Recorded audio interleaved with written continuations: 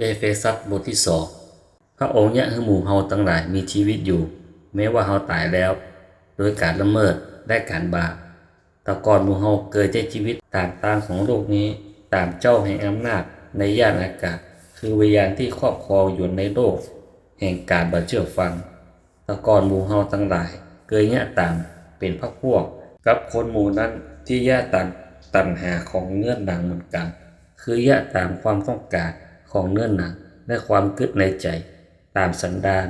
เขาจึงเป็นบุตรแห่งพระอาชญาเหมือนอย่างคนอื่นแต่พระเจ้าผู้ทรงเปี่ยมด้วยพระกรุณาเพราะเหตุความฮักอันใหญ่หลวง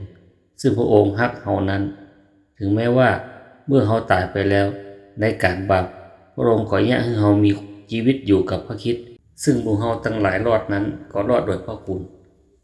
และพระองค์ให้เฮาเป็นขึ้นมากับพระองค์และโปรดให้เฮานั่งในสวรรค์สถานกับพระองค์ในพระเยซูคริสต์เพื่อว่าในยุคต่อๆไปพระองค์จะได้สำแดงพระคุณของพระองค์อันอุดมเหลือล้นในการซึ่งพระองค์ได้เมตตาเฮาในพระเยซูคริสต์ด้วยว่าหมู่ท่านทั้งหลายรอดนั้นก็รอดโดยพระคุณเพราะความเชื่อได้บัดใจโดยตัวท่านทั้งหลายแต่พระเจ้าเปิดประทานให้ความรอดนั้นจะเนื่องด้วยการแยะก่อหาบ่ได้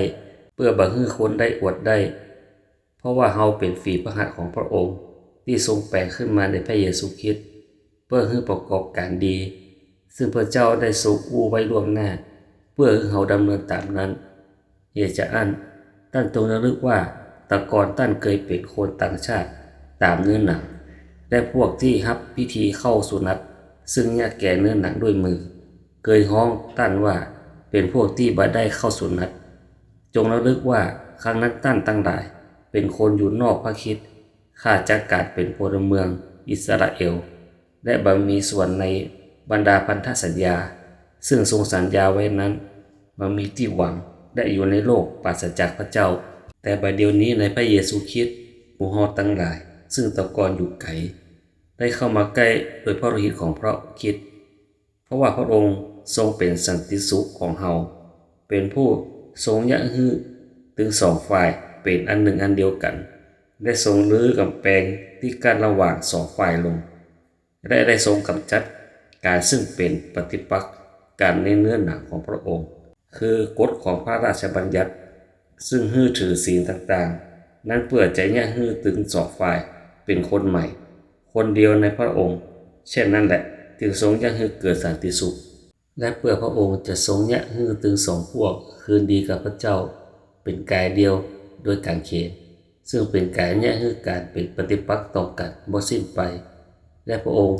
ได้เสด็จมาประกาศสันติสุขแก่ท่านที่อยู่ไกลและแก่คนที่อยู่ใกล้เพราะว่าพระองค์ทรงยะฮื้อเฮาถึงสองพวกมีโอกาสเข้าเฝ้าพระบิดาโดยพระวิญญาณองค์เดียวกันเหตุจากนั้นบัดเดี๋ยวนี้ท่านจึงเปิดใจคนต่างดาวต่างแดนแห่งต่อไปแต่ว่าเป็นพลเมืองเดียวกันกับวิสุทธิชนเป็นครอบครัวของพระเจ้าท่านได้ถูกประดิษฐานขึ้นบนหากแห่งพวกอัครสาวกและพวกศาสดาพยากรณ์พระเยซูคริสต์เองทรงเป็นศิลามุงเอกในพระองค์นั้นกุศลของโครงห้างต่อกันสนิทและเจริญขึ้นเป็นวิหารอันบริสุทธิ์ในองค์พระผู้เป็นเจ้าและในพระองค์นั้นท่านก็กำลังจะถูกก่อขึ้นเพื่อเป็นที่สถิตของพระเจ้าในฝ่ายพระวิญญาณตัว